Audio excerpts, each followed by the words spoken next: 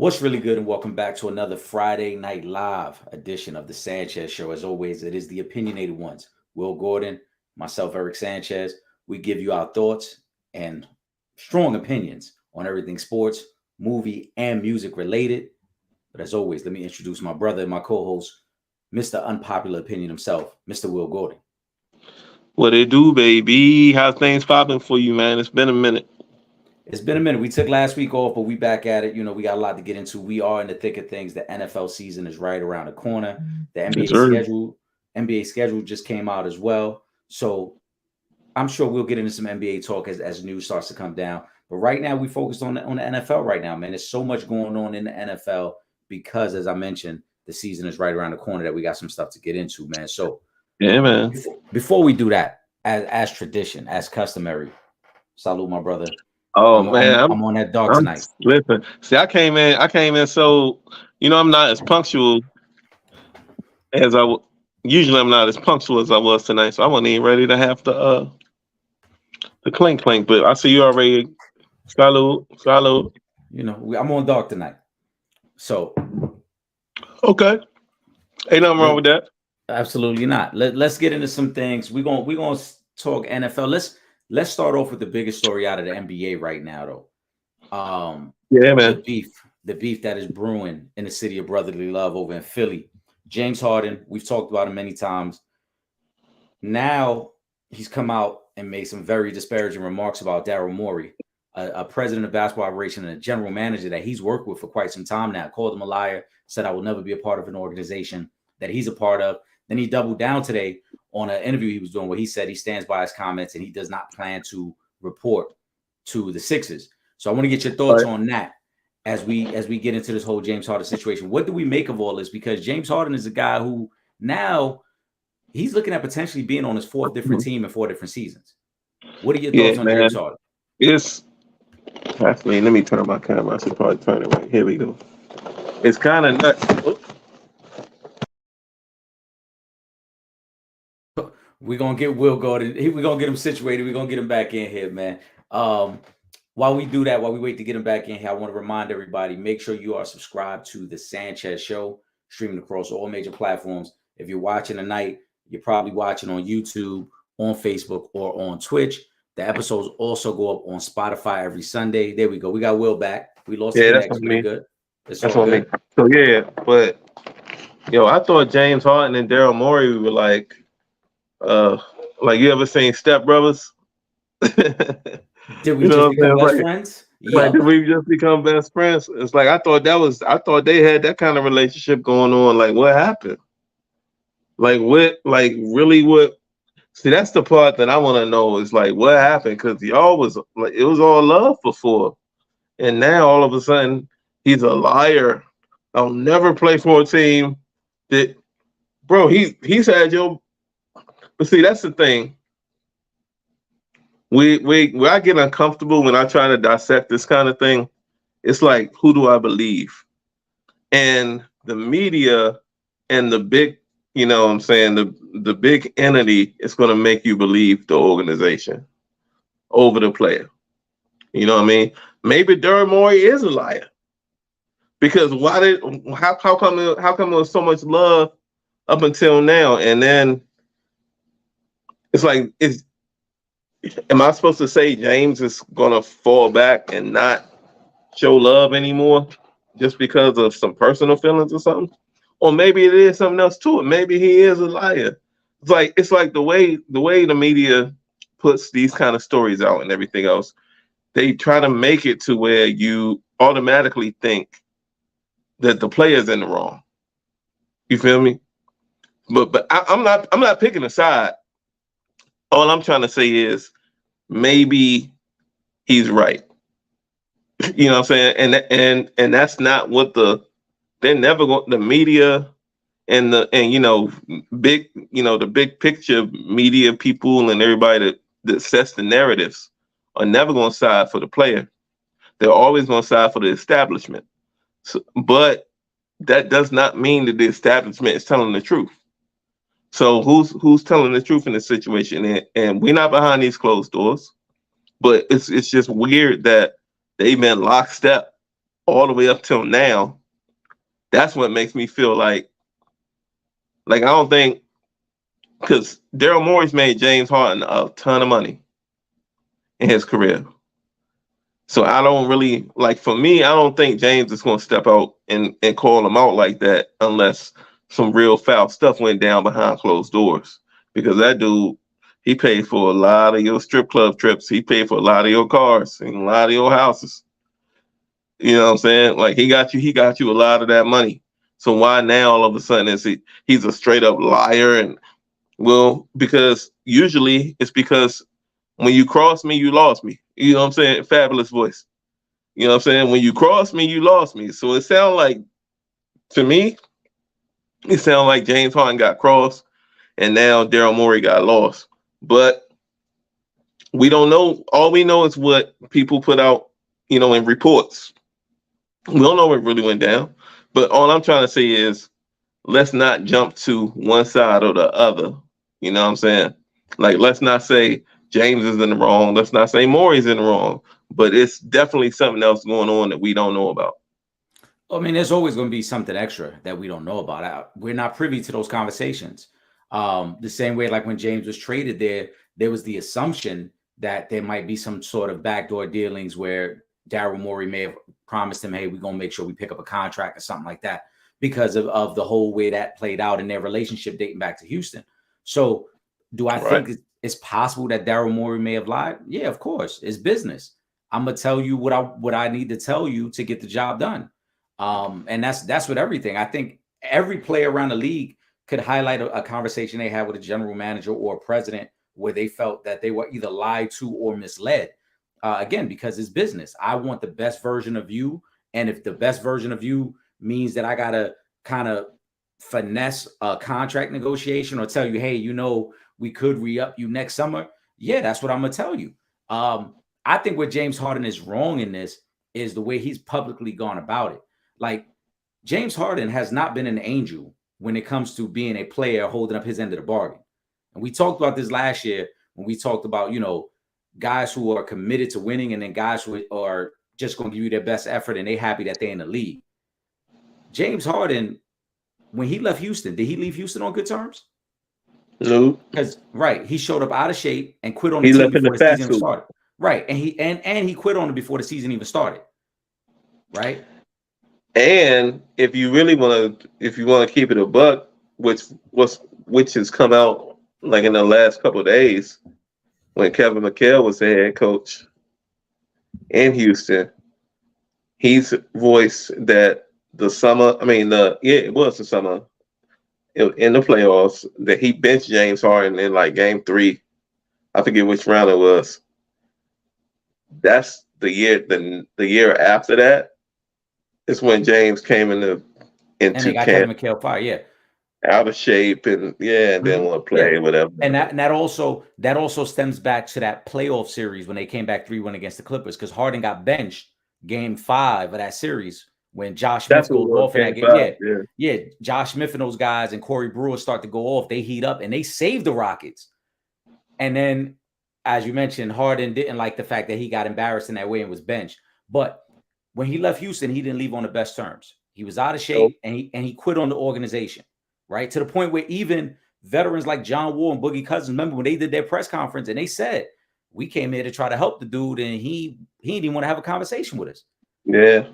Right. So he left there on bad terms. He was super Hollywood at that point. Okay, no, don't matter what he was, though. I mean, I'm not giving him an excuse. Right. That's not an excuse. Right. But I'm just saying that's what he wasn't. He was Hollywood. He wasn't on basketball at that point. He was Hollywood. He forced his way out of Houston. He didn't want to be there. Let's not forget, as you mentioned, the Kevin McHale firing, Daryl Morey and the Houston Rockets brash gave into everything James Harden wanted. Right? He played with multiple All-Stars in Houston. They went out and tried to get the team they wanted around him. They got him a head coach in Mike D'Antoni, who basically said, James, do what you want to do, and we're going to do it around you. And then we hear the reports later on that he was using a team private plane to travel on off days, that he was granted extra days in certain cities. When the team was forced to travel elsewhere and they had a day off, James is going to stay behind. He's going to stay in Atlanta an extra day. He's going to stay in LA an extra day, right? He was granted all these liberties that a star player gets Fine. You get that. You're a star player. You get that. But then when you didn't want to be in Houston, you forced your way out and you kind of embarrassed the organization in the way you did it. As we talked about, you showed up in a fat suit. You quit on the team before the season even started. You forced your way to Brooklyn. You get to Brooklyn. You spend a half a season there. You don't want to be there no more. So what do? You report out of shape again the following summer and force their hand now to get rid of you. You get to Philly. Doc Rivers is on record. He said himself, he said, yo, when we got James, it took a lot to get him to play a different way. Granted, Will, you and I have criticized Doc Rivers. It's already publicized. It's known what his record is in the playoffs, especially blowing 3-1 leads. We know all about that. But yeah, for sure. He said right now, Mr. No Party, this is live right now. You could comment. We get into everything. But he said, James, when we were at our best, James was willing to conform to what we were trying to do offensively. He said, where we got in trouble was when James started to revert back to his comfort zone, which I think speaks to what their record turned into. After the All-Star break, they had one of the best records in all NBA. Then James slowly started slipping back into what he once was as a ball-dominant, high-usage guard who wanted to get the offense only his way. He didn't want to get the offense any other way. It had to be his way, right? So now you're not happy with Daryl Morey. You call him a liar, but you're never willing to accept the flaws that you've had yourself. Where's the accountability in the relationships that you've ruined along the way? So that's the biggest thing. Right. So you mad that Daryl Morey isn't willing to conform to what you want and say, here goes a 4-year max, 5-year max. But you're never willing to say, you know what? I'm probably not the most reliable superstar because come playoff time, I flamed out more than most guys. Guess what? I'm probably not the most reliable guy because when I'm unhappy, I show up to camp out of shape. Yep. So I'm not disputing, and I agree with you. We don't know what's said behind the scenes, and it's very possible Daryl Morey is a liar. But James Harden got to accept some of his flaws in all this as well. He got to understand that. James Harden has never been held accountable in any situation he's been in the his whole NBA career. So like let's start out with OKC, right? Hold on, before you go any further, Will, Mr. No Party, give me what the options are. He asking who the better rapper between who? What we talking about? It's 500 rappers in. I can't see no comments. I can't see no comments. So you gonna have to. Oh, I got you on the comments. Give us the options. We'll give you the rundown who we like. But go ahead, Will. Well, no, hold on. I'm what's he asking? He asking a music question, but we gonna get to that in a second. Let's finish this while you give us the options. What we talking about? But I'm saying James Harden has never really. Man, you just threw me. Like, what was we on with James Harden? About accountability. Yeah, he's never been held accountable. So you go to OKC, right? And it was him, KD, and Russ. They got rid of him like with the quickness. Like he was the first to go. You know what I'm saying? Why? Not, you know what I mean? Hindsight's 2020. But why was that? Why was he the first piece to move? And then, and you know me, hey, look, it's no doubt who I rep. You know what I'm saying? A lot of people don't know, and it hurts me to my soul when it was James Harden, Kevin Durant, and Russell Westbrook in Oklahoma City. Oklahoma City said, hey, we'll trade you James Harden for Bradley Beal straight up. And we said, nah, we good. We got the House of Guards. Like it was at that time they called it that. Remember the Netflix show House of Cards? They thought John Wall and Bradley Beal was going to be like some next level ascension backcourt. It was like, nope, we got the House of Guards. We got Bradley Beal. We got John Wall. We straight. Wrong. You know what I'm saying? Wrong. Man, if see, it's so many little things that people, NBA fans, don't even realize that would change the whole trajectory of NBA history. What do you think would have happened if if James Harden got traded for Bradley Beal straight up, when Bradley Beal, oh, by the way, he was a rookie. Right, he had not played a game yet. Oh my God. John Wall still might be standing on tables in meaningless playoff games. Well, I think, I mean, if that happens. It's tough to tell. I mean, obviously it's 2020. Harden is revisionist history is 2020, but yes, Harden was a better player than Beal. It does go back a few years, but I'm just setting the table. You know what I'm saying? But you never know how that plays out either, because coaching played a big factor. And as we highlighted, Harden had opportunities. Harden had opportunities to become a playmaker in Houston that with John Wall probably those don't exist. John Wall was a true point guard. So the offense was going to run through John Wall, and Harden was going to have to learn how to play off ball, which is something that that's what's funny though. Yeah. That's what's ironic, because at John Wall's peak, he was averaging 12 assists a game. Who led the league in assists last year? Harden. At what? At like about 10. 12? 10 no, he was right just over 10. I think like an 11 assists a game. Oh, it's still a good number. I mean, don't get me wrong, it's a good number. But then at the same time, see, sports is so intricate. It's not like we can just say, oh, James Harden averaged the league leading assists. Well, guess what? You had Joel Embiid. You know what I'm saying? Like, that's who you was feeding. You had the MVP, yeah. Yeah, you know what I'm saying? So it's so, everything is so intricate, and like you just gotta really pin it down. And I hate that it comes to that, because I don't know if I hate it or if I love it, because that's what makes what we do so much fun. Because you can break down anything, you know what I'm saying? And if you go far enough, you're gonna find an argument for or against anybody's accomplishments or the things that they haven't done. And that's the beauty of sports, and it's the thing that I hate about sports too. But that's why we do what we do. Yeah, you know what I'm saying? No, you're right. You can swing the numbers either way and highlight this number as opposed to that number. I just think that the thing with James Harden the most is accountability. Daryl Morey may be a liar. He very possible. I don't know Daryl Morey personally. I never had a conversation with him, so I don't know. He could be. Right.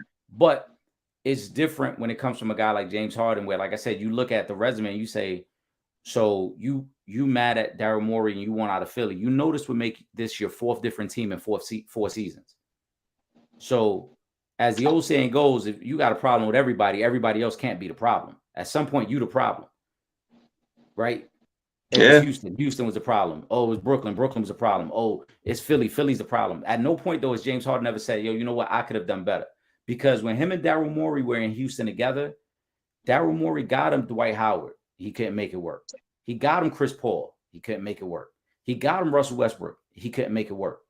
So it's like, I've given into everything you've wanted.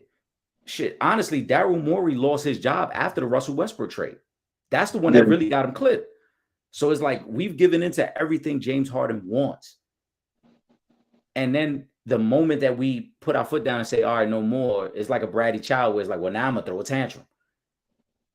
So that's why I say those comments about calling him a liar, to me, is like, you're not the right person to say that. Now, if it was somebody else, if Joel Embiid came out, I would respect it. And here's why. Because Joel Embiid has done everything he could for the Sixers up until this point in his career. When everyone said Joel Embiid got to be healthier and more reliable, he worked on his body to become more reliable. When they say he got to expand his game, especially when he was playing with Ben Simmons, when we knew Ben Simmons couldn't shoot anything outside the paint, Embiid developed a jumper and a three-point shot. So Embiid has been the guy to adjust his game to everyone else around him. So if Embiid came out now and said, yo, President of Basketball is a liar, man, I don't want to be here no more, I respect that. But when you going on your fourth different team in 4 years, it's kind of tough for me to accept that. That's true, and that's when. But see, that's where I double back to. Is it you or is it the establishments? And at this point, it's looking like it's you. You know what I'm saying? But man, this dude, it's like, when I look at basketball and the history of it, how is he not successful? Like how are you with what you can do on the floor with your ability? what you can do, and especially, I'm just thinking offensively, right? But then last year, you just had the top assists in the league. Granted, you had, Embiid's finishing for you, but still, you still a dog. What is missing? It's like something I don't get it. It's not been and a lot of people don't want to admit it. He's a two guard that puts up point guard stats. There's not been a lot of guys that's been as good as him. I mean, there's been guys that's had way, way, way, way, way more success. But as far as skill set, James Harden's one of the best guards we've ever seen in this league. But why does it not translate to success on the court? That's weird. It's very weird to me, man. I just don't get it. Listen, that's a great question. Shout out to my brother Trip Young. We had this argument on Sunday. Trip in the building. What up, Trip? Trip might be in the building. I know we got a couple viewers right here. And Mr. No Party, he said you probably a better rapper than me. Well, you probably are. I don't know. But we had this debate with the whole question about Jeff Teague. I just beatbox. Jeff Teague recently, who I got a lot of respect for Jeff Teague because Jeff Teague played at a high level in the league. He wasn't some scrub. And he won a championship with Milwaukee, though. That was towards the end of his career. And put in major work in college, too. Yeah, Jeff Teague, very good college player, good, solid NBA player, good numbers in the NBA. He said recently that he thought Harden was better than Dwayne Wade. And to me, I'm like, no, I don't agree with that. Now, if you've never watched basketball and you tune in one game of Harden, one game of Wade, you might come away thinking Harden is a better player. If you don't watch basketball and you go straight to the numbers, you might say James Harden is better than Dwayne Wade. And I ran down these numbers for Trip as well. Career-wise, you're looking at James Harden average somewhere around 24, 6, and 7 compared to Wade's 21, 4, and 5, right? Harden was an MVP of the league. Dwayne Wade was never an MVP of the league. Harden was a 10-time All-Star. Wade was a 13-time All-Star. Harden has 6 All-NBA first teams. I think Wade only has 3 All-NBA first teams. Granted, that's not a knock on Wade because you got to remember Wade played during the era of Kobe Bryant. Kobe Bryant was NBA first team at shooting guard for 15 years. Like you wasn't going to beat Kobe out for first team All NBA. 3-time scoring champ for Harden. Wade never won a scoring title. 2-time assist leader for Harden. Wade was never that. But when the lights was the brightest, when I needed to win a game, if you ask me, you got $100 to bet on, and you got to win. Whose team are you rooting for? Are you taking Wade's team or are you taking Harden's team? I'm taking Wade's team every day of the week. You know how I break it down when it comes down to player for player.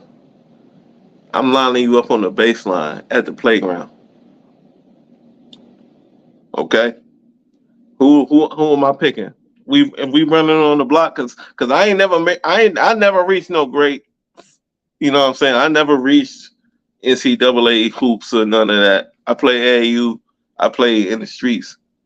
But at the truth of it, when they lined up on the baseline, who do you want? And I'm looking at D Wade, and I'm taking D Wade. You have to. You have to. That dude's a dog, man. Like I remember, it was a Marquette game, and I was visiting my parents, and I was staying for the weekend. And Marquette, I think Marquette was playing Notre Dame, and this dude, Dwayne Wade, was just jumping off my screen, bro. I was like, "What? Who?" I remember because my parents had a guest bedroom. I got out my parents' best bedroom. The guest bedroom. Went to my dad's room. Was like, "Yo, you need to watch this dude, Dwayne Wade, because he's next." You know what I'm saying? Like I saw it at Marquette, and that dude was a dog. And if you go back and look at Dwayne, like, see, people try to discount Dwayne Wade's legacy in the league right now because of the big three. I think no. I see you squint up, but I think LeBron and Bosh joining him kind of soften his legacy, and then the stuff that's going on now with his personal family stuff.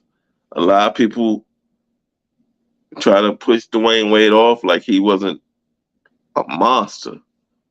Dwayne Wade at the 2 guard in the NBA, it wasn't.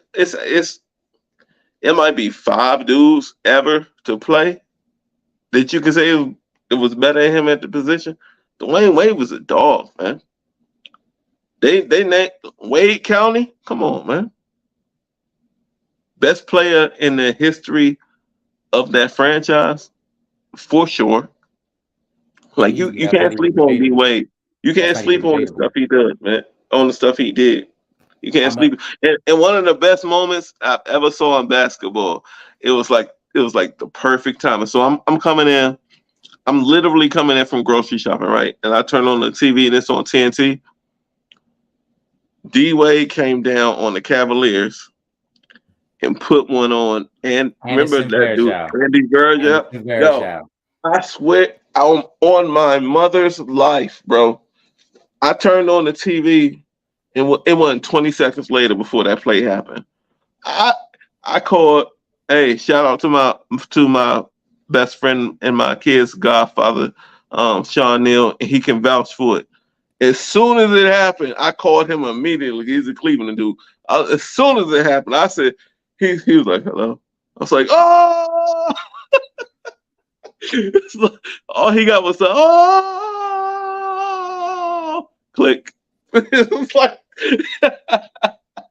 like, yo, D Wade, shout out to D Wade, man. That dude was you could make the case. I'll say this. We're gonna get over to the NFL in a second, but over the last 40 years, there's only two guards that are better than D Wade, and that's Michael Jordan and Kobe Bryant. Yep. That's right. And over the history of the game, you could make the case that Dwayne Wade might be the 3rd best 2 guard ever. I mean, granted, you got Jerry West. Nope. He's not better than D Wade. I'm saying again, it however you want to play it. I don't know. I don't think Rick Barry's better than Dwayne Wade as well. So to me, I don't know if either one of them are better than Clyde Drexler. Nah, you can't say that. Jerry West is better than Clyde Drexler. Listen, shout out to For the Love of the Game. I remember me and Ray had this big debate back and forth about Clyde. When I thought he was wild disrespectful when he even tried to put Andrew Wiggins in a conversation with Clyde. Yeah. It's in the comment section of For the Love of the Game. Oh my God. Let me find that. It's like I said, and this was right before the Warriors won that finals a year and a half. Overplayed Andrew Wiggins? Yes. And like I said, I think Clyde is an amazing ball player. I wouldn't put Clyde above Jerry West. But I wouldn't put any of those 3 guys above Dwayne Wade. To me, Dwayne Wade is the number 3 2 guard of all time. The only two in front of him are legendary. You're talking about Mike and Kobe. That's it. Yeah. I don't think you could put any other 2 guard ahead of him. But that's also the creation of social media. See, social media has diluted this argument because social media is so focused on highlights and stats that they overlook. It's the youngest. Yeah, but they overlook the stats. Don't tell the whole story with Dwayne Wade. Like you said, you got to go back. Look at Dwayne Wade, that finals run he had with Shaq. His what was that? His 2nd or 3rd year in the league when Miami won their first championship. Took over. The level he was playing at was almost unheard of for a guy that young. 2 years into the league and you dominating and leading your team to the finals, including a 40-point performance in the finals. Like it's crazy. Dwayne Wade was definitely one of one. He was the injuries robbed him. And when I say that the numbers about a 10-time All-Star, that doesn't even do it justice because the injuries robbed him of so much more. He has so many other years that he would have been better had it not been for the injuries. Even the year before Braun and him went there. Everybody always talks about it. But the year before Braun and Bosh went to Miami, that 2009 season, I think Wade only played like 35, 40 games that year. He barely made half a season because he was injured the whole time. Yeah, he had that knee issue. Yeah, he started having the knee issues in his 20s. And then by the time Braun got there, some of the athleticism was gone. And that's why he was willing to hand over the organization to Braun. But let's keep it a buck. If Dwayne Wade was completely healthy, those would have been Dwayne Wade's teams. They would not have been handed over to LeBron so easily. But Wade understood my body's betraying me, and I'm not the guy I once was. And it would have been not 2, not 3, not 4. You know what I'm saying? It would have been that. Well, I think if Wade was a little healthier, they probably could have beat San Antonio that second finals. That first one, Wade was still a big contributor, but by that second time in that fourth championship, Wade was shot at that point. His body had betrayed him already. He was done. You're right. Let's get into some NFL talk, but before we do, again, just remind everybody, Friday night lives go down every Friday, 9 p.m. We're doing Facebook, YouTube, and Twitch. Make sure you subscribe, you like, or you comment. You let us know what you want to hear us talk about, man. We get into everything. Like I said, if it's sports, if it's movies or music related, we get into it. Also, subscribe to the Sanchez Show on Spotify. This episode that's going down right now. I'm sorry, I'm on that yak, man. I apologize. But hey, it's all hey. This episode that we're recording right now. I just pulled one up because there we go. We changed the subject, so I just clanked it. And you know what I'm saying? This episode will be up on Spotify Sunday. To everybody listening, this is what we do. We keep it like if you don't want that real shit, then go ahead and watch ESPN or Fox Sports or whatever's gonna make you fall asleep because all that shit's whack. But if y'all want that real shit, go ahead and tune in. This is what we do. This the Sanchez Show, the Opinionated Ones. It's the new season. We getting into the new season. This is our first football topic of the 20. This is right. This is our first football topic of 2023. This is our first official. So you already know the 401k pick of the week will be coming back for all my gambling fans. And y'all want some money? You got to lock in with us. And you quoted Fab earlier. So remember when Fab had that mixtape series with DJ Drama? I think Fab's in my top 10. Like we talked about, there is no competition, like Fab said. So that's what we should start the podcast moving forward. There is no competition. I've been on the toll tapes lately, but yeah, I know what you want. Hey, man. That series was nuts. So the soul tape series, bro. That joint was nuts. So let's not even play. Clink, clink. I mean, it ain't too much that anybody could ever say about Fab that wasn't a legitimate top 5 type shit. Clink, you see, I'm going through the yak. Clink the F, clink, man. All right. NFL. You want to start with the AFC or the NFC? Where you want to go first? Alphabetical order. Let's go AFC. All right, we're going AFC South predictions. All right. For the people that are tuning in for the first time, we've done this the last 2 years as well. We give our thoughts on how the division is going to play out. First place, last place, potential records, how we see it playing out. If we think it's one of these teams is a sleeper in the conference, we might highlight it right now. As we get closer to the season, because we go division by division, as we get closer to the season is when we'll get more in depth about who we think could win the conference. But right now, we're solely focused on the division. So we're going AFC South. Give me your last place team in the AFC South. We're going to work our way up from there. Pause. Are we going to go up? Pause. So okay. This is kind of different. All right. So last place. Oh, I'm gonna have to go. I'm gonna have to go in Houston. Just because they bottom dwellers and they're not even trying to be a good football team. They're the example of a team that's just trying to tank and get better through drafts. They hope to be good in about 3 to 4 years. They're not on anybody's radar. If your team loses to them, it's because your coaching staff did not prepare you to play that team, and they're absolute garbage. So if you start out losing to the Houston Texans, then you might want to look at your coaching staff. I'm putting them at the bottom of that division. I'm gonna piggyback that because I agree with you. I got the Texans last place in the division. I went through, Will, you know me, I love to go through the schedule and look at potential wins and losses. I got this team only winning 4, maybe 5 games this year. As you said, they're bottom feeder, bro. But they're in a complete rebuild as well. We know that. Rookie quarterback and CJ Stroud. I don't even know if he starts from day one, but it's a bad team. Don't have much talent.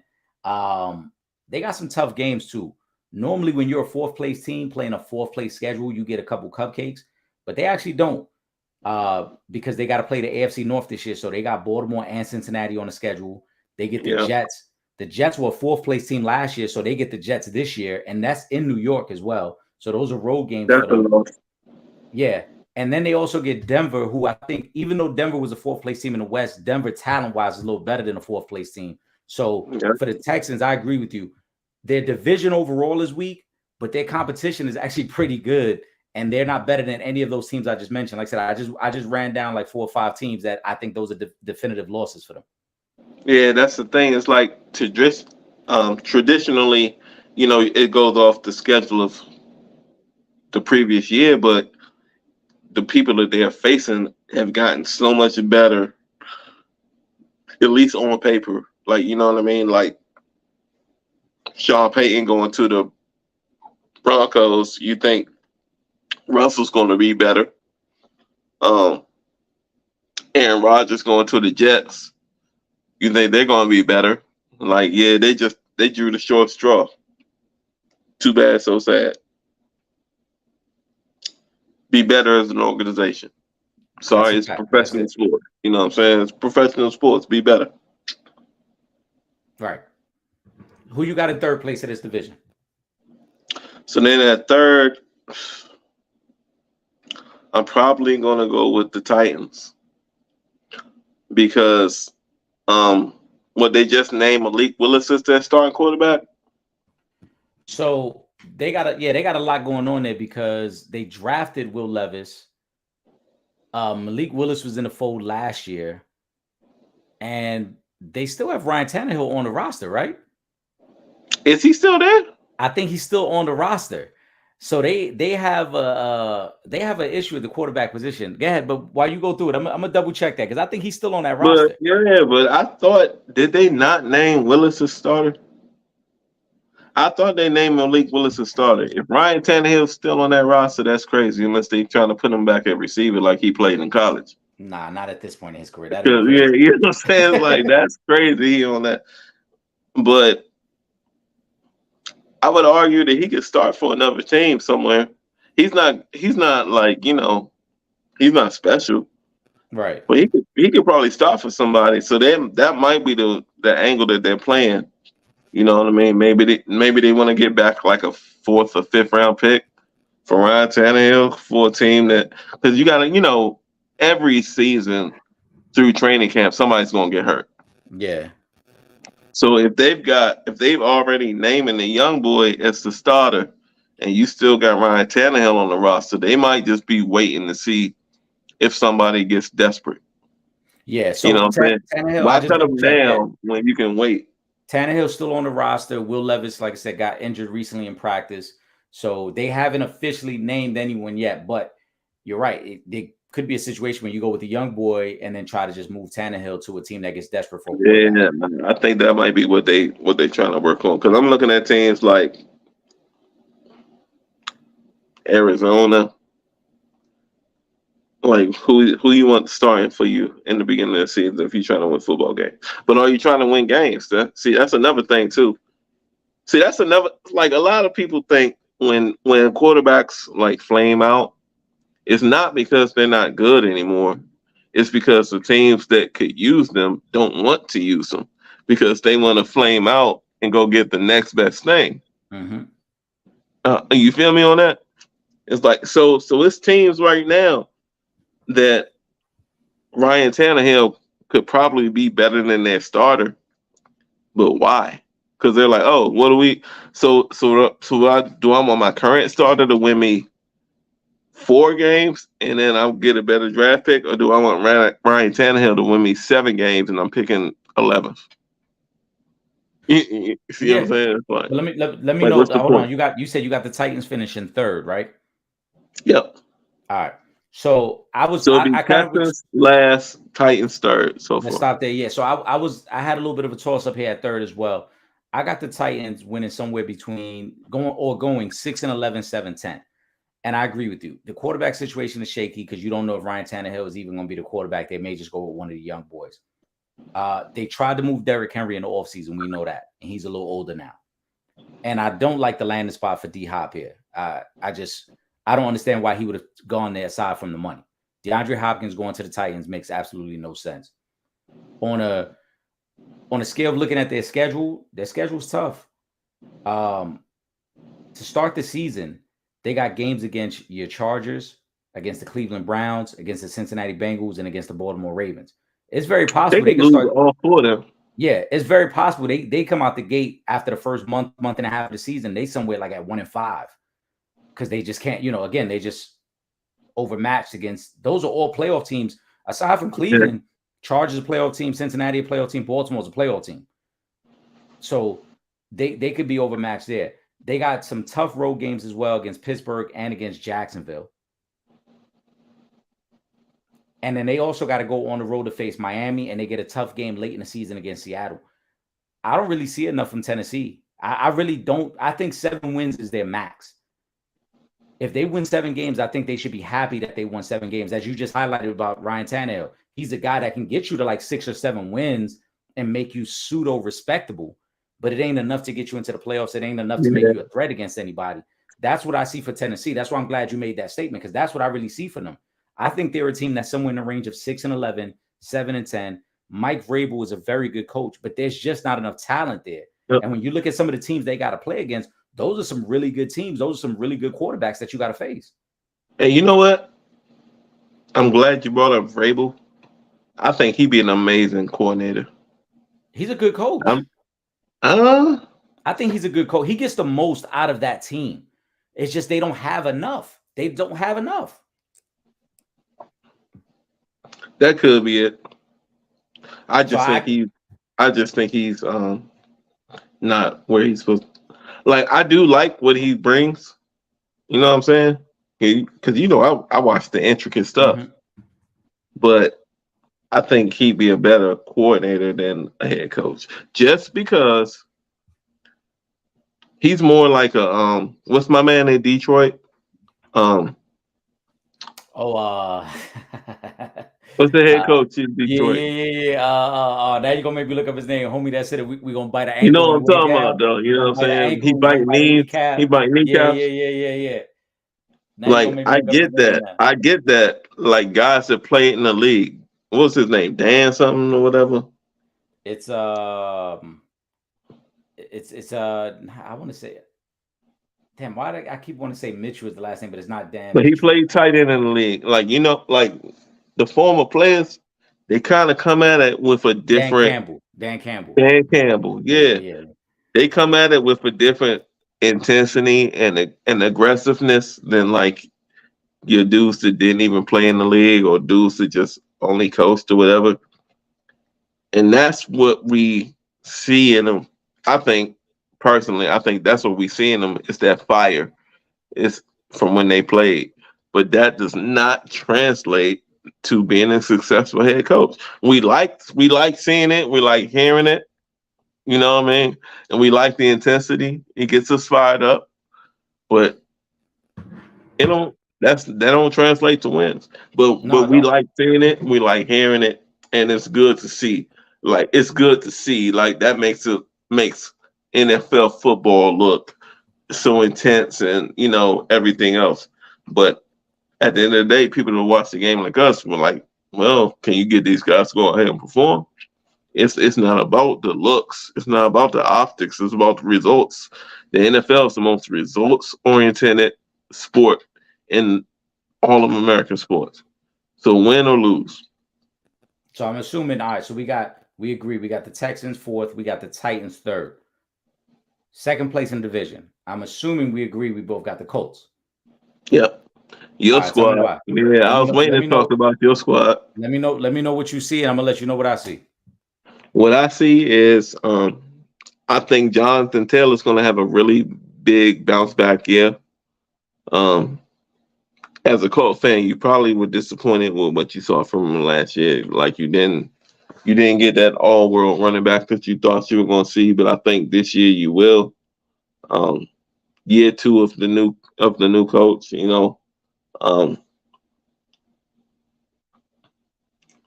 the whole what's going to be the big thing is what's Anthony Richardson going to do? You know what I mean? Like what are we going to get from him? Is he going to be? Because I've gone through, a lot of quarterbacks in my football fan history. Is he going to be like RG3? Is he going to be Russell Westbrook? Because I hate to categorize him like that. I mean, that's all I've seen at this point, it's like you're gonna be one of those guys. And those are two very different quarterbacks. But you're showing me the same skill set from both. Because they both had the same skill set. You can move out the pocket, you can make things happen. But can you read defense?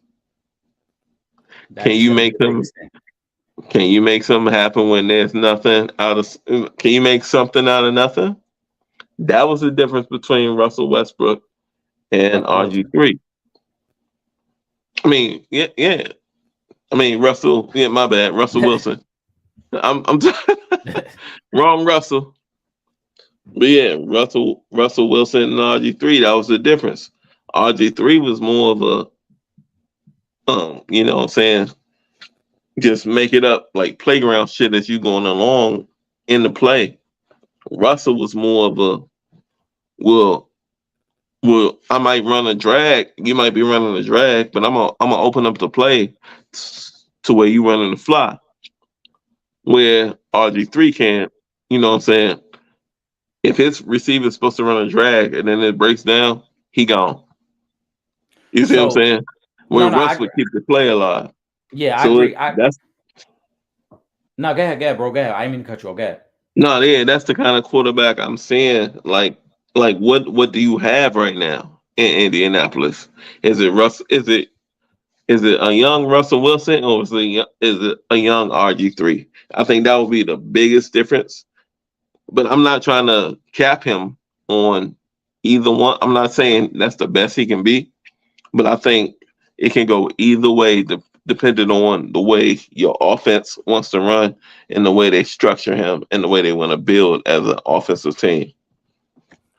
Yeah, I mean, to me, I think he's if we're gonna use those two players, he's probably closer to RG3 than he is to Russell Wilson. Just because Russell Wilson, got to remember when he came out, he had been a starter for like 3 years in college. He had gotten a lot of reps. Anthony Richardson hasn't gotten a lot of reps, and that's going to be the biggest knock. And that's why everyone was skeptical on whether you take him if you're the Colts, because yeah, you bring in a coach and Shane Steichen, who was the offensive coordinator in Philly and helped groom Jalen Hurts, and you bring him in with the thinking that are we going to kind of use Anthony Richardson the same way and groom him that same way. But Anthony Richardson only had 13 college starts.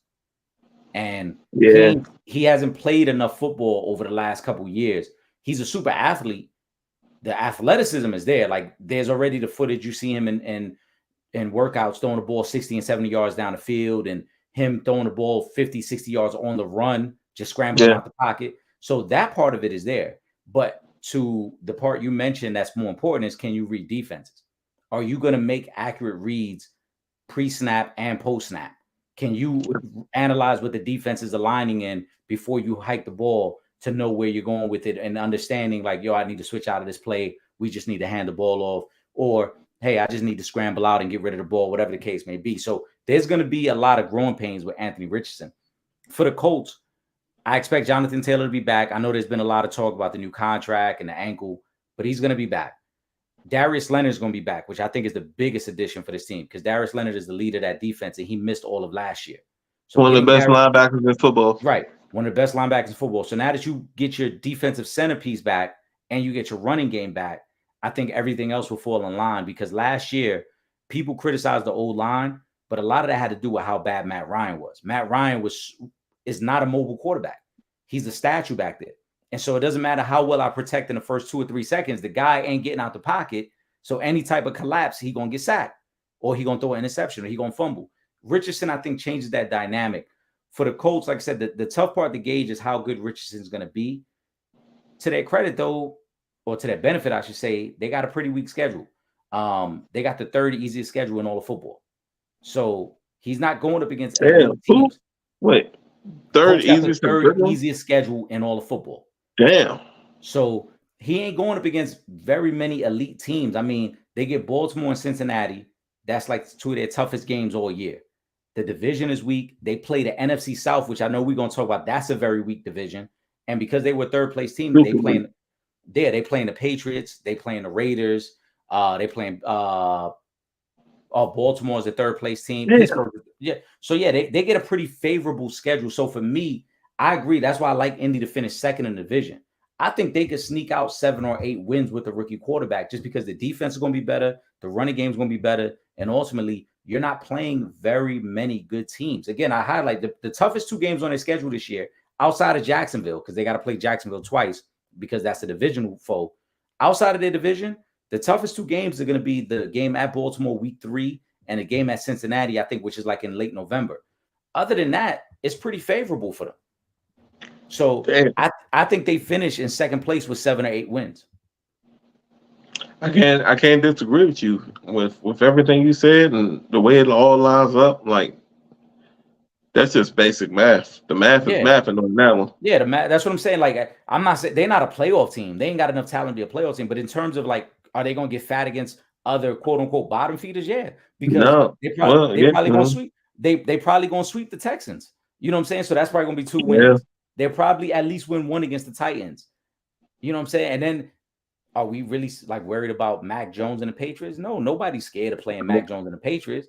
Is anybody scared to play any of the teams in the NFC South? And I know we're going to get to the NFC South in a second, but you're talking about Atlanta. They got an opposition to make. They got a spot that they can make a move. Yeah, that's what I'm saying. They're going to be in a spot where the schedule is super favorable for them. And if Richardson plays better than we expect, put it this way, if Anthony Richardson gives them a rookie year similar to what RG3 gave at that time, the Washington Redskins, then the Colts could be a wild card team. Oh yeah, for sure. Because people overhyped that year. It wasn't like he won 13 games. Yeah. You know what I'm saying? I think he went like 9-7 or something. Yeah, they went 9-7 and made it as a wild card team. It wasn't like he blew the world. You know what I'm saying? He didn't blow the doors off the world. He just made the playoffs. He made it run at the end of the season. He made the plays when he needed to make. He had his growing pains because he was a rookie, but he made the plays he needed to make. He wowed people.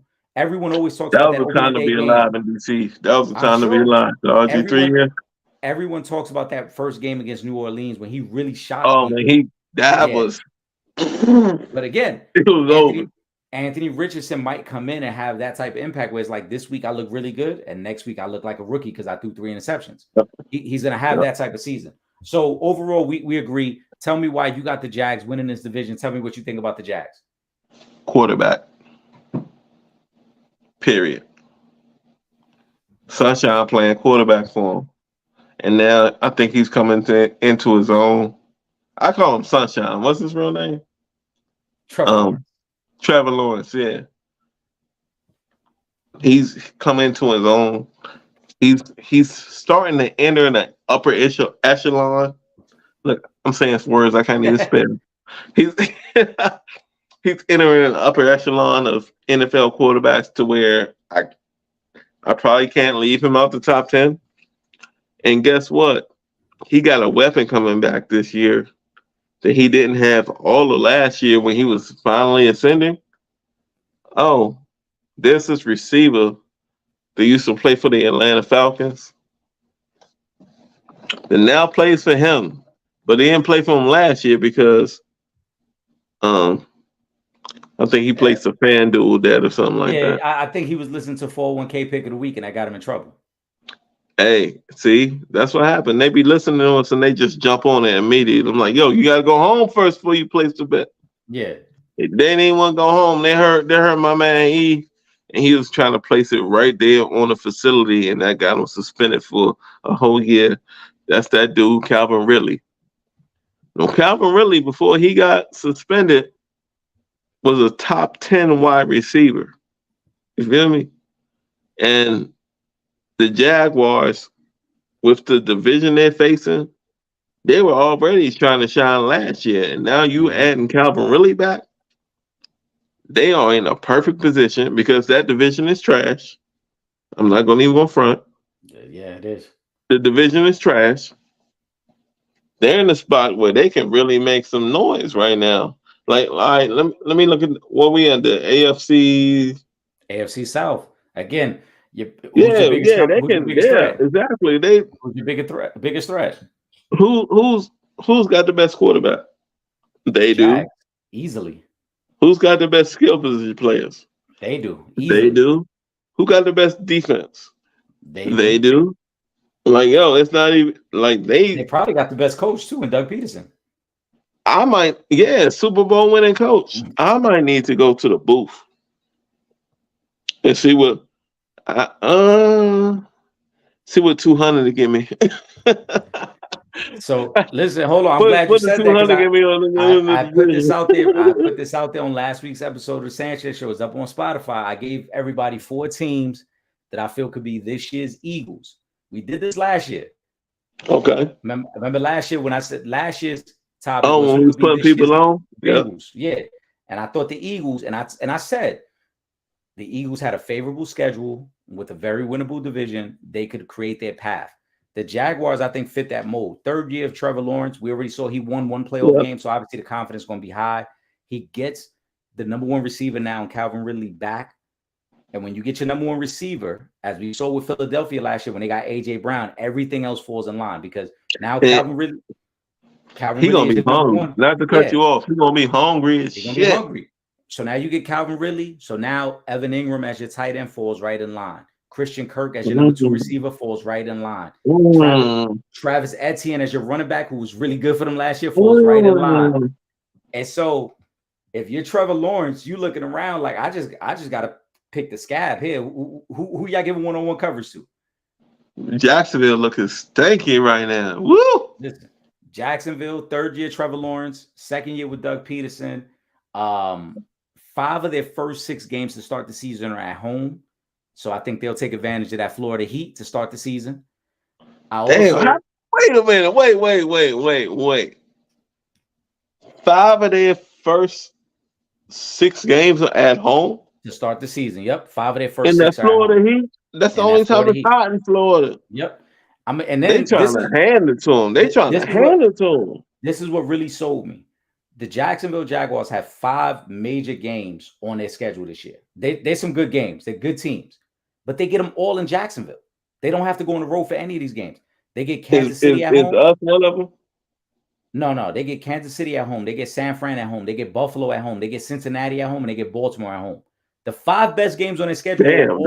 Some of the best teams in the league. Yeah. But I'm saying is they get the luxury of getting them at their crib. They don't have to go on the road to face them. So they wake up in their own bed the morning before they got playing. Right. That's crazy. I think Jacksonville has potential to be an 11-win team. And as you mentioned, a very sneaky Super Bowl contender. I don't think they're better than Kansas City. I don't think they're better than Cincinnati. I don't think they're better than Buffalo. I don't even know if they're better than the Chargers, to be honest, because the Chargers should have put them away last year. But they're going to win this division. I know that. Right. But they're going to win this division very easily. They're probably going to be a top 3 seed in the AFC. And they're going to have an easier path than I think some other teams. When you look at the Chiefs, the West is more of a gauntlet to go through. When you look at the biggest thing. The bigger issue is the path. The path. So you know what I'm saying? Like if they can get there and cruise, and then they got week 1 off in the playoffs, you know what I'm saying? Right. They got a week of rest, and they really weren't, damaged heading there.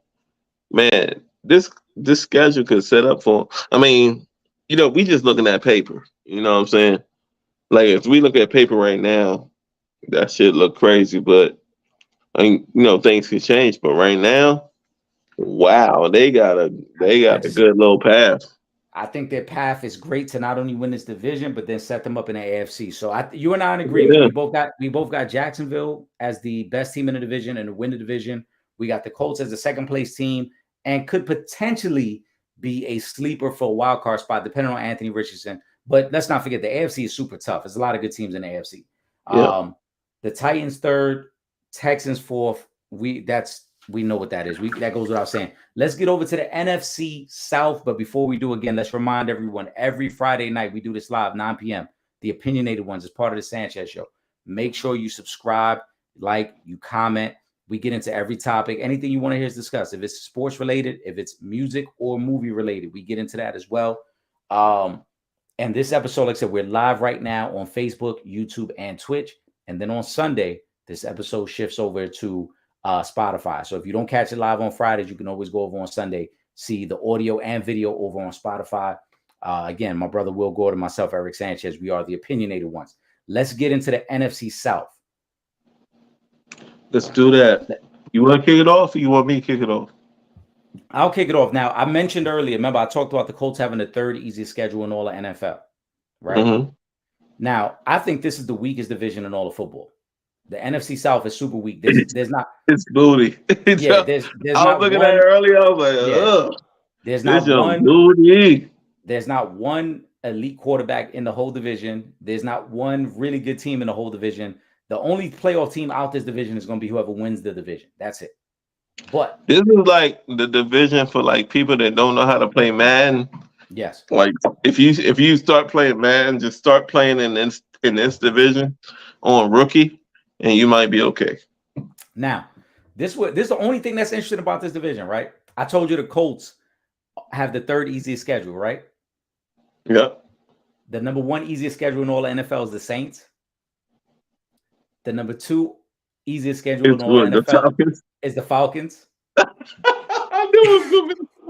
And the fourth easiest schedule in all of football is the It's Panthers. not the Panthers. It's the Panthers. Is it? Yo, so this is the most trash can division in the history of football. Not only is it the weakest division in all of football, they got the easiest schedule in all of football. And this the Oscar the Grouch division. Yes. Let's not forget like they live in trash. I love trash. To show you how bad this division was last year, do you remember who won this division last year, Will? New Orleans, Atlanta, Tampa. Was it the Bucks? It was the Bucks. They went 8-9 okay. last year. They went 8-9. Yeah, okay, yeah. I was like, but it was trash and stuff, but it was trash. Carolina, Saints, Falcons, they all went 7-10. Ugh. That's how bad the division is. All right. That's how bad the first place and last place team was only separated by one game. That's how bad the division was. All right. So we're gonna start from the bottom of the division. And it's all way below 500. That's trash. Yeah, way below 500. Jeez. Nobody was close to. I mean, the Bucks were close to being 500, but the Bucks had to win the last week of the season. Bro. The Bucks went into week 18. They were 7-9. They had to win just to get to 8 wins, so they had no chance of being a 500 team. We'll start with the last place team. In my opinion, I think they get the bad luck of the draw because, like I said, second, third, and fourth place last year all went 7-10. The Panthers were second place last year. But now they got to play a second place schedule. It's terrible. It's terrible. I'm looking at it. I'm like, ugh. I might make it a nosebleed looking at this division. Panthers are the last place team in this division. Panthers are going to go 5-12. They got to play a second place schedule, which is unfair, which means they got to play Seattle. They got to play Detroit. They got to play the Cowboys. They got to play the Vikings this year. They also get tough road games against the Jaguars and the Lions and the Dolphins, as I mentioned. So they get a pretty tough schedule for a team that really has last place talent, bro. Rookie quarterback. They don't have a lot of weapons. Granted, they signed Miles Sanders as their running back, but Miles Sanders might have been hyped up because of what Philly did last year, not really because of how good he is. Wait, who got Miles Sanders? The Panthers. They got Miles Sanders as their starting running back. See, man. And like I said, this That's why I've been smiling this whole time. Right. This is a team. This is where we come. The opinionated ones come through. Yeah, I got the Panthers winning the division. Wow. Yeah. You got with Bryce Young. Yep. Fuck that division. Fuck cause you know why? Because every defense in that division is trash. You think I'm worried about the Saints defense? Nope. The Falcons defense? Nope. The Bucks defense? I'm not worried about none of those defense. I just think that my looking at the Panthers, they got 4 really tough road games. I think they got to go to Seattle, they got to go to Detroit, they got to go to Miami, they got to go to Jacksonville. But what the rest of the division got to go to? Well, that's the thing. To me, hold on. Them and Tampa actually get the shittier end of the stick on this because since they finished first and second last year, they playing a schedule I think that isn't conducive to the type of talent they have. Carolina, because they finished second place last year. How many games they win last year? Carolina was second place last year at 7-10. Man, I mean, so they the ones that got to play Dallas. They got to play Seattle. They got to play the better teams. But listen. And when it comes to the division, I don't think it's going to be a problem for them. I think in the division, Tampa Bay. Tampa Bay's Charnel Baker Mayfield. Oh, that's a fact. Yeah, I'm not worried about that. Atlanta, who's Atlanta starting at quarterback? They starting the young kid Ritter that came on that started last year. Yep, When Mariota got back. bump scheming, bump sauce. Not All, worried all about the him. quarterbacks really all the quarterbacks in the division are bums. New Orleans. Who New Orleans? I don't even know who New Orleans starts. Are they Derek still Carr. starting tight end? Nah, Derek Carr is going to be starting quarterback. You know what? He's the best quarterback in the division. He's the best of the four. He's the best quarterback in the division. Yeah. And so hold on. I'm good with that. If I'm Carolina, we gonna mix it up then, right? I got Carolina finishing 4th. You got Carolina finishing 1st. First, yes. All right. So now I'm gonna flip it. I got the Saints finishing 1st, and I think the Saints are only gonna win 8, maybe 9 games. I think the Saints are gonna win this division at 8 and 9, maybe 9 and 8. So why do you got them first? Is it because of the quarterback, or is it because of Kamara coming back after 4 games suspension? The quarterback, they got the best quarterback in the division. I think that young kid's gonna blow shit up. Hold on, because that defense in that division is so trash. I think that young kid's gonna blow up in Carolina. It's a super trash division, but they get the benefit of the doubt in terms of who they have to play. Their toughest road games this year are against New England and Minnesota. Those are not world beaters. Those are winnable games. And that's your toughest road games this year. You ain't really got to play many people. In terms of their first 9 games of the year, and I want to read them off to you so that way you get full clarity on this. Their first 9 games of the year, they only play one playoff team, and that's the Jacksonville Jaguars. I'm talking about Tampa? I mean, I'm talking about the Saints. I'm gonna read you off their first 9 games. Stop me when you think there's a game that they're gonna lose. All right. And who's the starter? Derek Carr. All right, let's go. Week 1, they're at home against the Titans. Win. Week 2, they got to go to Carolina. Loss. Okay. Week 3, they got to play Green Bay. Where? Week 4, they host Tampa Bay. No. Where's that week 3 game? That's in Green Bay. Loss. All right. And then week 4, they play Tampa. Where? In New Orleans. Win. All right. So we got them at 2-2 through 4 games. Week 5, they go to New England. Ooh. Shit. We'll label it a toss-up then. I'm gonna go ahead and go with a loss then. All right. Then they got the Texans after that. Win. And then week 9 is the game against the Jaguars, like I mentioned. Loss. They'll probably lose, right? So we just gave them 3 or 4 wins within their first 5. They don't really play anybody. After that, it doesn't get much tougher. They get the Colts, they get the Bears, they get the Vikings, they get the Falcons, they get the Lions. See, these are all teams that have players that can be way better at that point in the season than they were in the beginning of the season. You know what I'm saying? But the reason I'm not taking the Saints as they're going to dominate the division. I think they're just going to win the division with 8, maybe 9 wins, similar to what Tampa did last year. When I look at their schedule compared to some of the other teams, like I said, Carolina unfortunately gets a second place schedule just because they finished in second place last year. They got to play at Seattle, at Detroit, at Miami, at Jacksonville. And then that's not to mention the game against Dallas and Minnesota. These are playoff teams that Carolina isn't as good as. When they look at New Orleans, again, you got a Jacksonville game. They're going to lose the Jacksonville game. They're not better than Jacksonville. They get New England and Minnesota. They might come out of that 1-2 against the 3 toughest games outside of their division.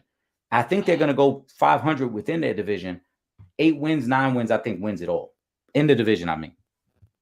They could do it, but I think it's going to take a lot of other circumstances for them to be able to achieve that accomplishment. I think that it's going to be other injuries that has to take place. I think it's going to have to be. But all right, so let me ask you, if Carolina's going to win the division, how many games do you think they win in? It's going to be like a Ron Rivera situation, like they win it by default.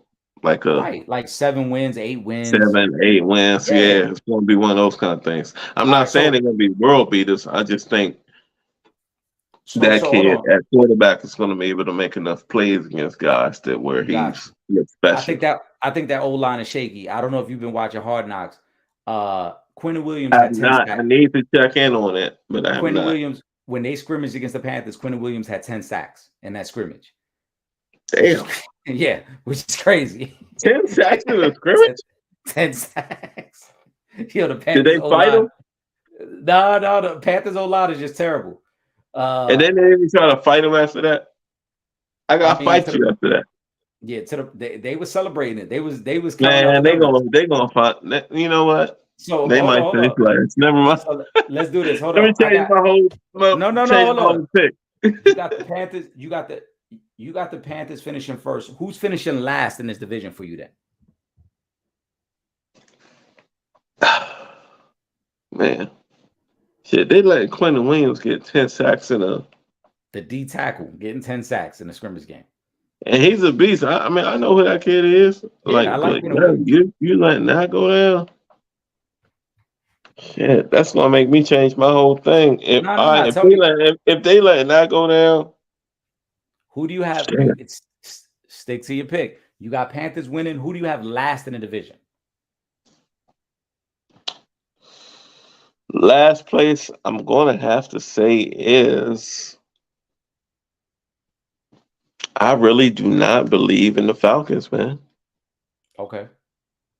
I don't think Desmond Ritter is ready to be an NFL starter.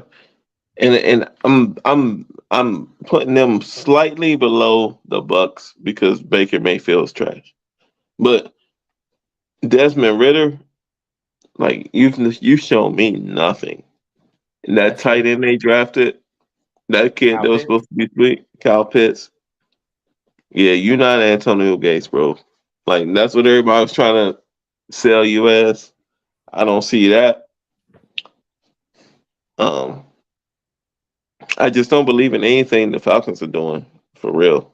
So I think they're gonna finish. And I love Arthur Blank. I think he's one of the best um, owners in the league.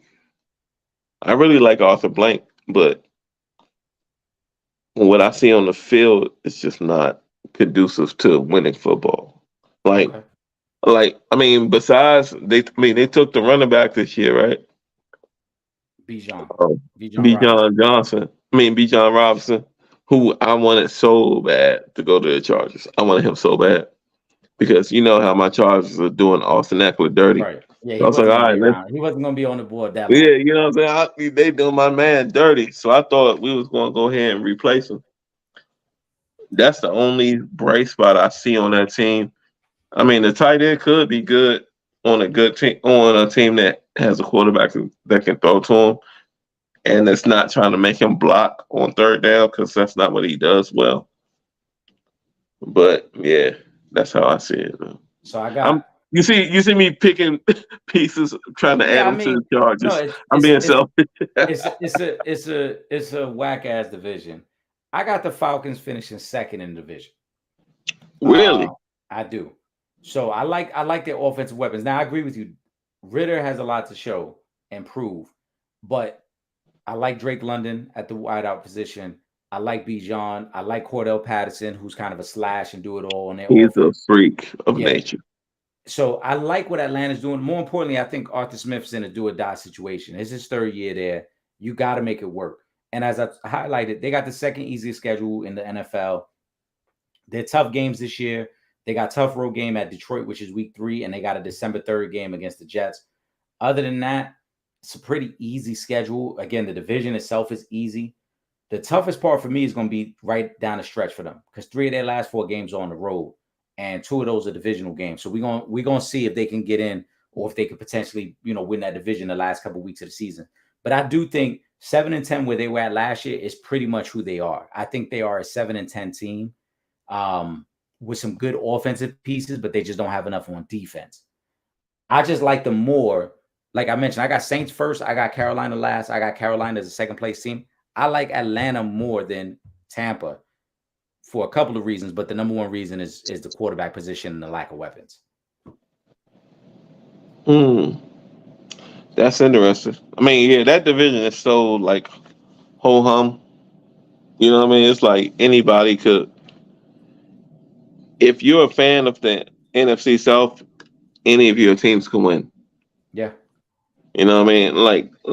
When I look at every team, I got a reason for every team to win, and I got a reason for every team to lose. I agree. Like every single one. So let's get into Tampa. What do you think of Tampa? Because that's the one team we haven't talked about.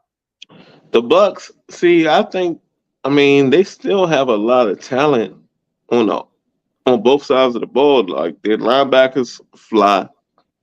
Um, and on offense, they still got some pretty prominent receivers. They've still got a pretty good backfield. It's just can Baker Mayfield orchestrate this team to where they want to be? And I'm going to say no. Like I don't believe in that dude. Period. You know, I live in this part of the country, up in the Middle Ohio Valley. I've seen this dude Baker Mayfield play a lot of football games. He's not like at the NFL level. You need a dude. You don't even need him to be more talented than you need him to be a leader of men. And he's not a leader of men. Oh, and guess what? He's not that talented either. Sorry. He does. He did some cute commercials when he was up here for state. Well, I don't even know whatever insurance company it was he was doing the commercials for. But he's not a leader of men. He's not that talented. All that shit he came to with the league when he was all that attitude and slamming the flag on Oklahoma and all that. And then remember when a lot of people don't want to bring this up, but when he came into the league, his coach was Hugh Jackson. Hugh Jackson. Hugh Jackson gets fired in the middle of the season from the Browns, and he takes the job as the Bengals offensive not coordinator, but consultant. He was like a consultant, yeah. He was a consultant in the middle of the season, right? So the Browns fire him, and then he's like, all right, so I go over to Cincinnati, and he's an offensive consultant. But they worked on the sideline. He throws one touchdown on the Bengals, and then runs over to the Bengals sideline and mean mugs Hugh Jackson. I was like, man, get your sucker ass back on your side of the field, bro. You really mean mugging Hugh F and Jackson. Who cares? But see, that was the whole thing with me and Baker. It's like you don't have the mentality to be a professional quarterback. You know what I'm saying? And it's shown. He's not had the success. So now he's in his new spot. Oh, well, we'll see what happens. But guess what? I don't think it's going to happen. And if it doesn't happen, finally, can we highlight it? Because every time one of us flame out, it's what I'm saying, it's a big deal. Don't make me go there though. But you know what I'm trying to say. I mean, listen, I think Tampa, again, is one of them situations. They play in the first place schedule. I don't think they have first place talent. They went 8-9 last year with Tom Brady as their quarterback. I don't think they'll be any better than that with Baker Mayfield as a quarterback. Not at all. But they do have players, man. They do have a couple guys. They do have running backs. They do got linebackers. They do got a couple defensive line. They got some guys. They got a couple guys, but this is the product of what happens when you go all in on winning a Super Bowl. The same way with the Rams. When we get to the NFC West, and we're going to talk about the shortcomings of the Rams, it's similar with the Bucks because they went all in on veterans to try to help them win that one Super Bowl, and they won that one Super Bowl. And now you're seeing a byproduct of it. Now there's a drastic drop off, right? Because you paid money to Leonard Fournette, you had to let him go. You paid Antonio Brown and Gronk, you got to let them guys go. The old line is taking kind of a hit and step back. And it's obviously a downgrade. Even at 45 years old, Tom Brady's still better than Baker Mayfield. So there's a downgrade at quarterback now. Yeah. You know what I'm saying? There's a downgrade there. For me, though, like I said, it's tough because they win the division last year. So now you got to play a first place schedule. And Baker Mayfield isn't the type of quarterback that you want going into those tough type of games. He's just not going to do it for you. They got tough road games against the Vikings, against the Bills, and against the 49ers. They'll probably be the underdog and lose all three of those games. Should we still be doing this? Doing what? The schedules, the the way we do them? I mean, I'm open to however you want to do them. I'm just saying from the way the No, schedule's are not right me now. and you. No, I'm not saying me and you. I'm saying the league. I'm saying, Oh, like first could place that gets still first be a place. thing? I think Could it that's. still be based on what your record from the last year going forward? Like, I think so. That's the league's way of keeping parity. So that if you are a true first place team, you got to keep playing first place competition.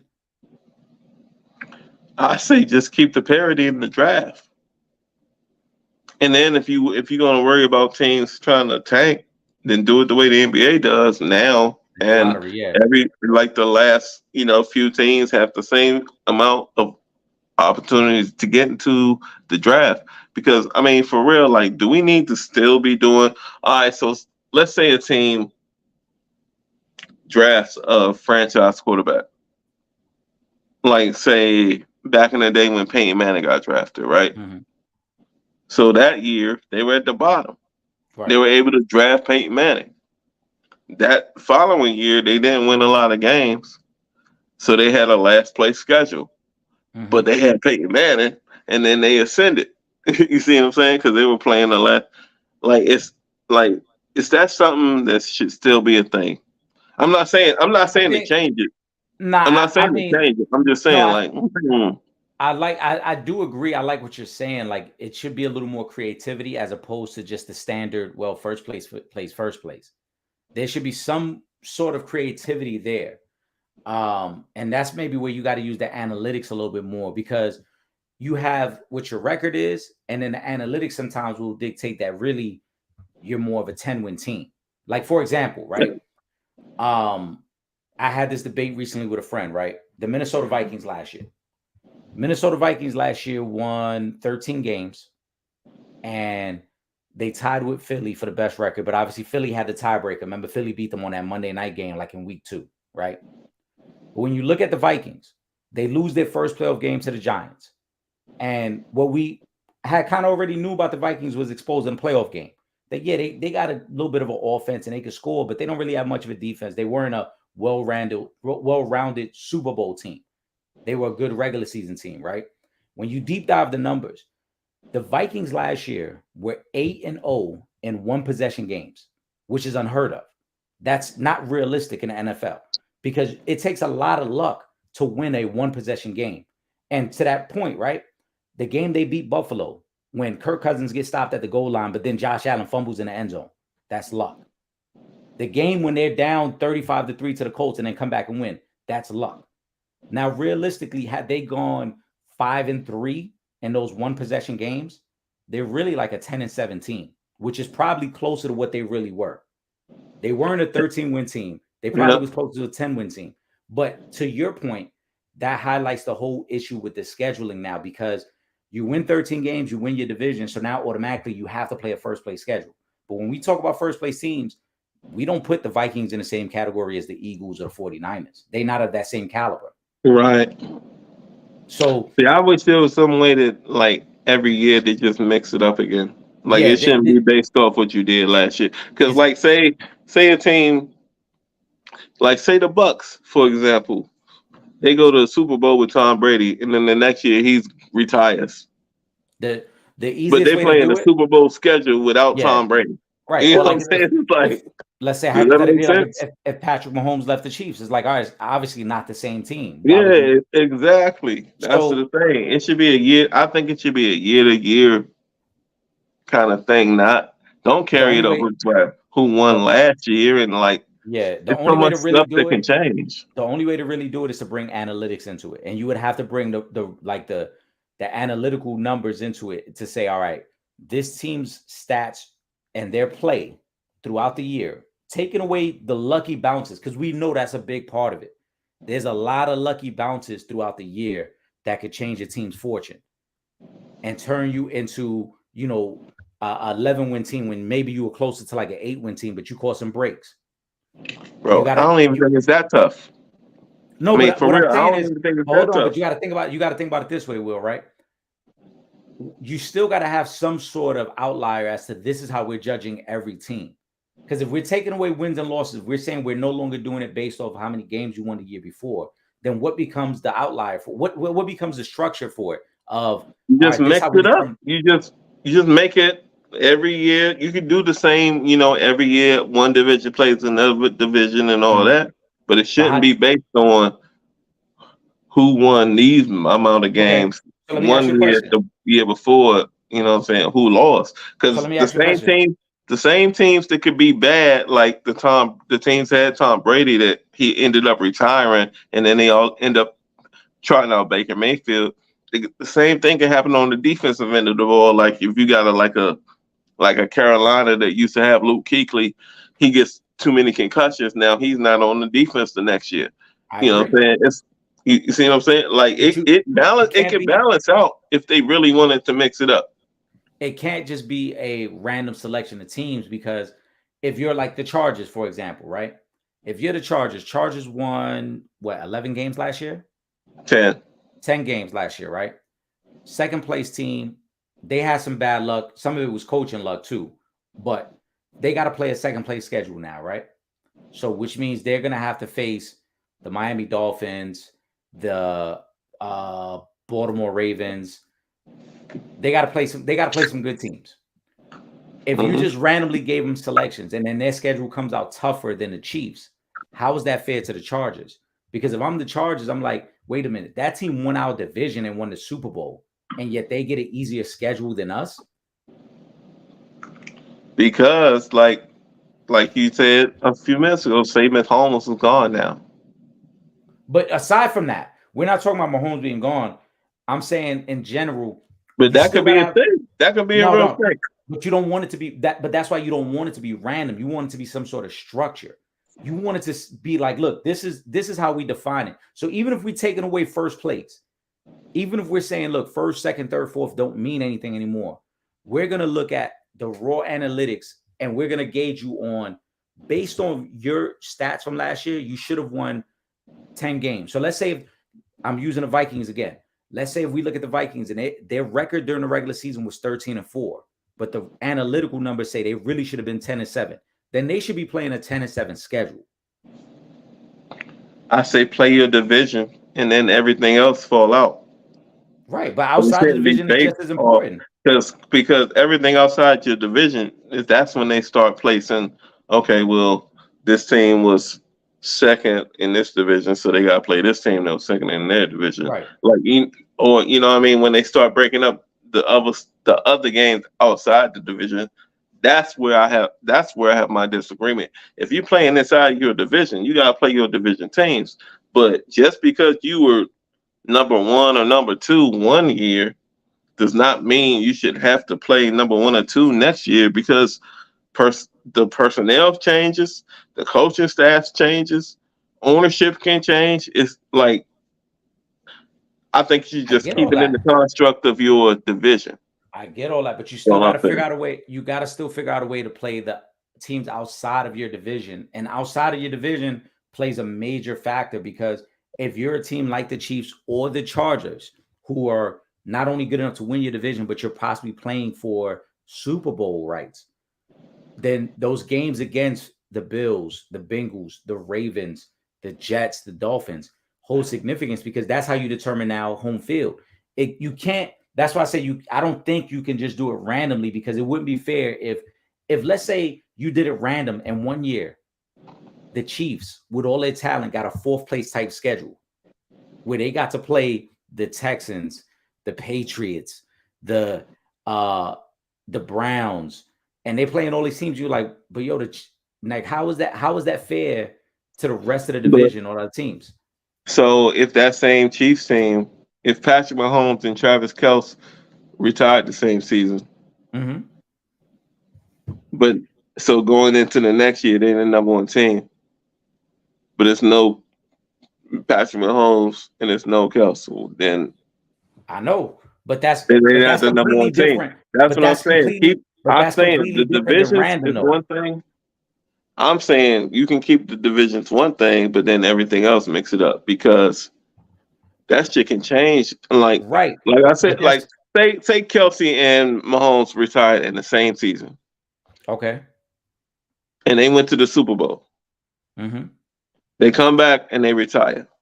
and the following season, neither one of them are playing. But the Chiefs are the number one seed from the previous year. But they starting some other quarterback, you know what I'm saying, and some other TE. But that's not the same Chiefs. You know what I'm Not the saying? same Chiefs. But I'm not. So should they be still number one? No, I listen. I'm not saying I disagree with that part, but we still can't magnify what the replacements are going to be, because did anybody think that Patrick Mahomes was going to be this good when he took over for Alex Smith? Alex Smith had led that team to 10 wins in the playoffs. Nobody knew Patrick Mahomes was going to be an MVP the next year. Andy Reid did. Right, but he's the only person on Andy the planet Reid don't make the schedule. Andy Reid don't make the schedule. Everybody outside that building thought, oh, you know what, this team's going to struggle a little bit because you getting rid of a veteran quarterback who just led you to the playoffs.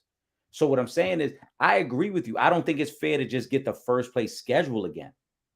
But you also got to have some. It just cannot be a complete random crapshoot. Because if that's the case, then you're going to have teams that are loaded up that are going to get the luck of the draw more times than not. It's 32 NFL teams. So even if the Chiefs don't get the easiest schedule, if they get the 16th easiest schedule, if they get like a middle of the pack schedule, their talent is still so good that they're going to run through that schedule. You still got to have an outlier on it. But more times than not, that team that's more talented, you don't got to worry about the luck of the draw because you beat everybody. Right. But what we're saying is, what I'm bringing up is, if we're going to say let's do away with first place schedule, then what's a realistic option outside of that? I don't think just giving random selections is a realistic option, because then what happens if the Chiefs for 5 straight years get they get the 20th strength of schedule, the 25th strength of schedule, the 16th strength of schedule? It's like, bro, you already got the best quarterback, the best tight end in football, and all this talent, and y'all not even playing a top 10 schedule. At least make it to the point where it's like, all right, what you did the year before, we have so many analytics, we have so many numbers that already get crunched for all this stuff. Use those numbers to determine the schedule process then. But it's never in sports. It's always been, if you got the best players, you just been in a better situation, even in hoops. Right, but you know the difference between if you got better players, you're just in a better situation. The difference between football and every other sport, though, is football is only a 17-game schedule, so there's no way for you to play everybody else. In the NBA, you have to play everybody else no matter what. Like, so for example, we just had an NBA Finals, right? We had the Denver Nuggets, we had the Miami Heat. The Denver Nuggets got to still play everybody in the East 2 times no matter what. They don't get to avoid that. They still got to play everybody in the West at least 3 times no matter what. They don't get to avoid it. The only difference is they play their division more than everybody else. The NFL, the Eagles and the Chiefs don't have to play each other in the regular season because their divisions don't cross this year. But you still got to play somebody, division. Like, what do you mean? Like, you still got to play your division before you get to the final? Right. You still got to play your division, which I agree. Your division and your conference are 2 different things, though. And that's what I'm saying. In order for you to make the playing field that's what I even meant. You still got to get there. Like, you got to get through everybody else to get to the championship. Right. But your path in the NFL because your path in the NFL is different. If I have to, our whole debate right here is about first place schedule, second place schedule, third place schedule. Right? Mm-hmm. So if we're saying do away with that, if we're saying they should no longer do that, what I'm saying to you is then it cannot just be a random selection. Because if the Chiefs get an easy schedule year in, year out, their path gets easier. The last year, the Eagles' path is one of the easiest historically in the NFL. They had a very weak strength of schedule. They get sort of what they do. They win the division. They get the number 1 seed. They didn't have to play 1 game in the first round of the playoffs. So they already in the second round of the playoffs. Why? Because their strength of schedule was so easy. So that's more in to what I'm trying to say. It's like you just throw them in there and let the best man win. Like that, you fight for my argument. That's my argument. It's like it shouldn't be that. But throw them in where is what I'm saying. You still got to figure out a schedule, Will. So how are you figuring out that schedule is my point. Records. So then we're back to first place, play first place. But it's not about divisions at that point. It's just about you in there. You know what I'm saying? Like say it's so many teams that can make the playoffs. So once those teams make the playoffs, it's every man fight for themselves. It shouldn't be any hierarchy or anything like that. And But you still got to figure out your 17 argument games, is though, how bro. do you break it down? Right. You still got to Right. figure out 17 games. I don't. I mean, I'm cool with getting rid of first place, got to play first place. I'm cool with that. My whole thing is, how are we figuring out the games that are being played then? Because it's still 17 games. So the Chiefs got to play their division. That's 6 games against the Chargers, the Raiders, and the Broncos. That's 6 games. Where do you get another 11 from? From the rest of the schedule. All right. So what's the Which how to are we me determining should be, which the rest of the schedule should be random and not based on what you did. Okay. Because you can be a really good team in a really bad division.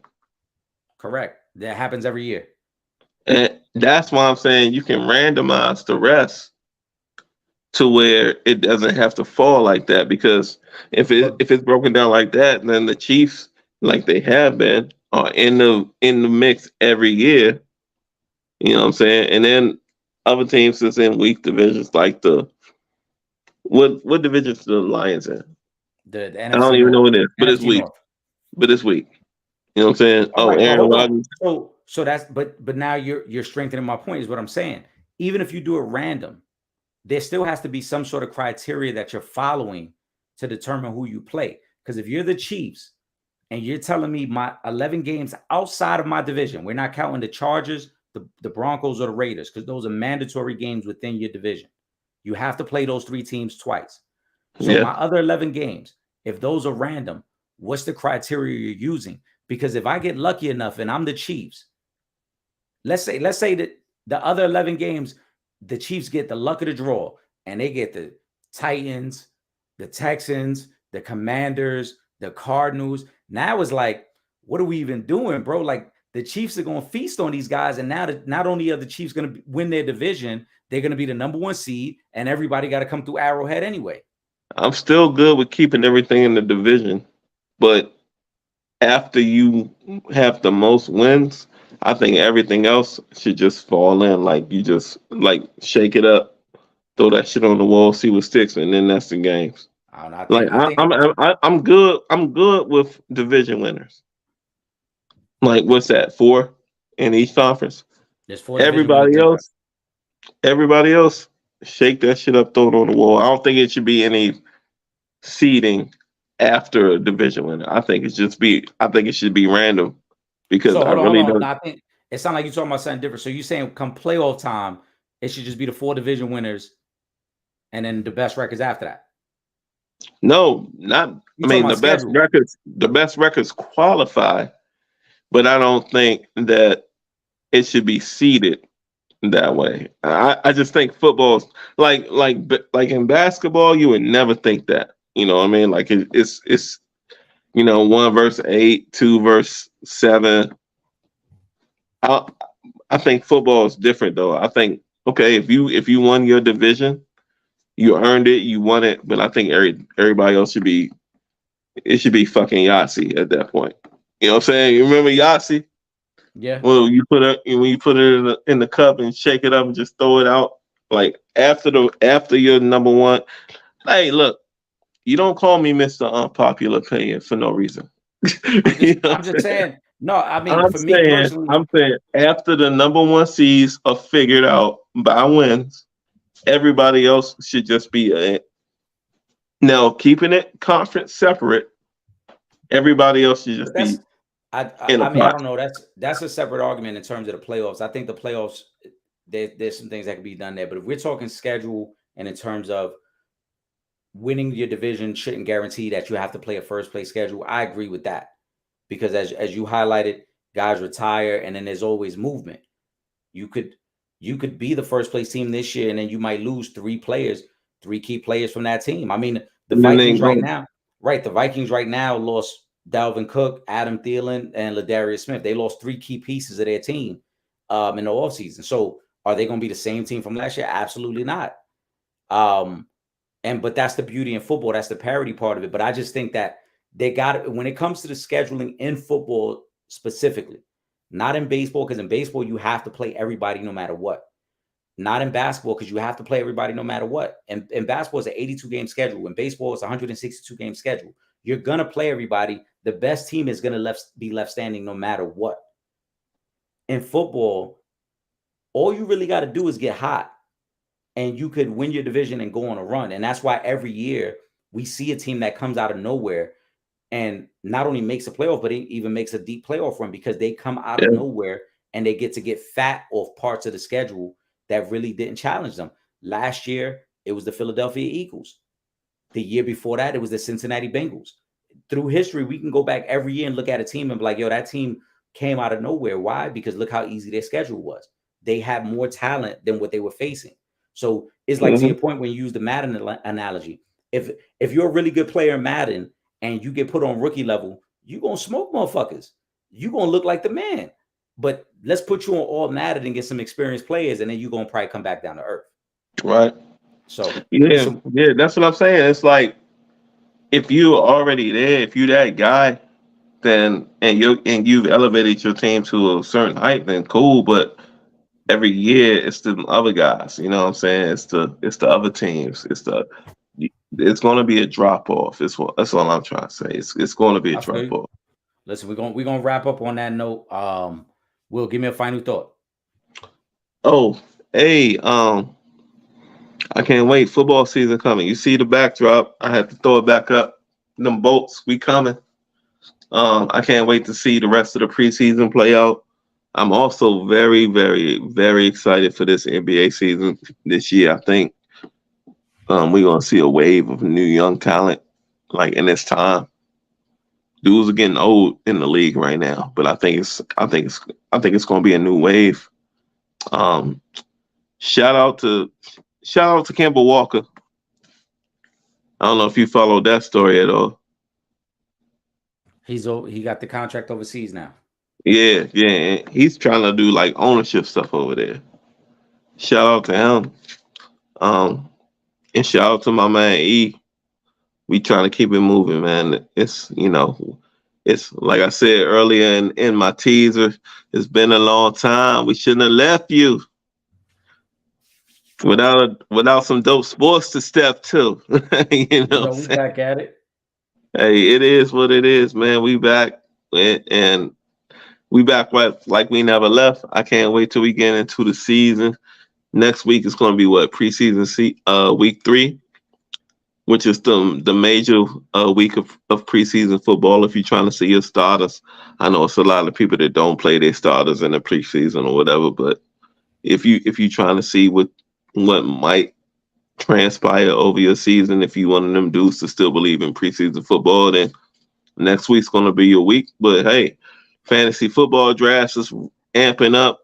It's going to be a lot of money going across tables. You know what I'm saying? It's that time of year. It's going to be wings. It's going to be chili. It's going to be, you know what I'm saying? This is what we do it for. You know what I'm saying? Oh, a lot of libations. You know what I'm saying? But it is what it is, man. Y'all know what it is. The Sanchez Show, the opinionated ones, man. We out here for the people. If you wanna see real sports talk, you ain't trying to see all this BS stuff you see on like Fox Sports and CBS Sports and ESPN. Oh, that's the big story this week. Oh, Shannon Sharp's going back to ESPN. So what? Guess what? Me and E been rocking. We been rocking. We already know. You know how I go. Listen, man. There is no competition. We've said it many times. You're not gonna find anything like this anywhere else. They keep imitating us. That's it. I mean, our topics somehow keep popping up on other platforms too. We I don't know. It's like we might do something like 2 weeks earlier, and then all of a sudden it's on ESPN getting hits and likes and all. I'm like, whoa, hey, we was on that. We was on that last month, but it's all good. But listen, man, we're gonna keep doing our thing. Next Friday, we will be back with another episode of the Opinionated Ones. As I mentioned, this week's episode that we're wrapping up right now will be on Spotify come Sunday evening. Make sure you subscribe to the Sanchez Show. Live on Facebook, YouTube, and Twitch every Friday night. We'll be back next week. Next 2 weeks is gonna get crazy because we're ramping up. The NFL season's right around the corner, so we gotta get in gear for that, man. This is our preseason workout for the NFL season as well, so that way we can give you guys 401k pick of the week, and upset picks of the week. We getting back into the money. You know, we always get into the money. You know that. We got to get to the money. Gotta get to the money, man. For my brother Will Gordon, I am Eric Sanchez. We are the opinionated ones, and we will see you guys next week. We out of here.